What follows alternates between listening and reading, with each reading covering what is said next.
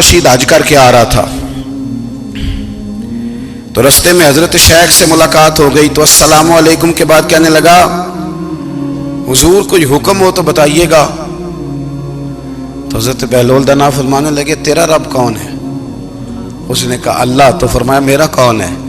کہا اللہ. فرمانے لگے تو بڑا ہی بیوقوف ہے، کیا تو یہ سمجھتا ہے کہ رب ہارون رشید کو تو دے گا اور بہلول دانا کو بھول جائے گا؟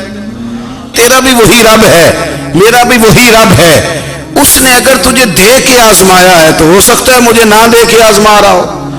جب اس کی حکمت کے تقاضے ہوں گے تو عطا کرے گا اور دے گا. تو جا اپنا کام کر.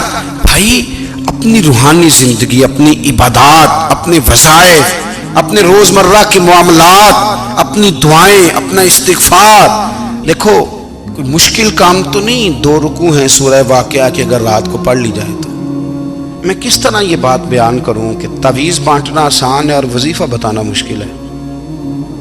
سارا دن تعویذ بانٹیں تو لوگ لینے کو تیار ہیں، اور اگر آپ وظیفہ بتائیں تو کہتے ہیں تو مشکل کام ہے.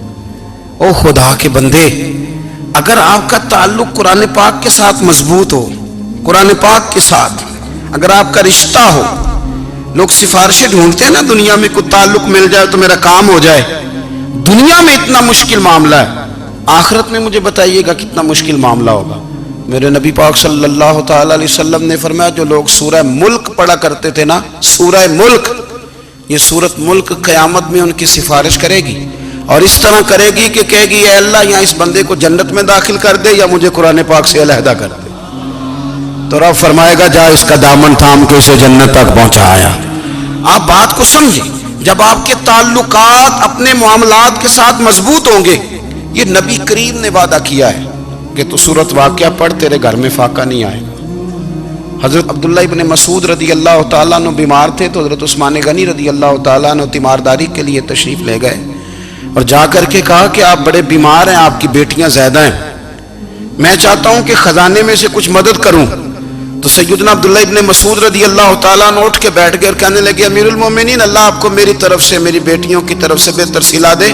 میری بیٹیوں کو کسی خزانے کی ضرورت نہیں، میں نے انہیں خزانہ دے دیا ہے. کہا جناب آپ نے کون سا خزانہ دیا ہے، میں آپ کے مالی معاملات کو جانتا ہوں. تو فرمانے لگے امیر المومنین میرے نبی کریم نے فرمایا ہے جو سورت واقعہ پڑھے اسے کبھی فاقہ نہیں آتا.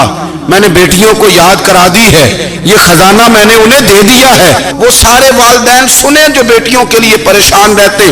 حضرت عبداللہ ابن مسعود نصیحت کر رہے ہیں، فرمانے لگے میں نے سورت واقعہ یاد بھی کرا دی ہے، پڑھنے کی عادت بھی ڈال دی ہے.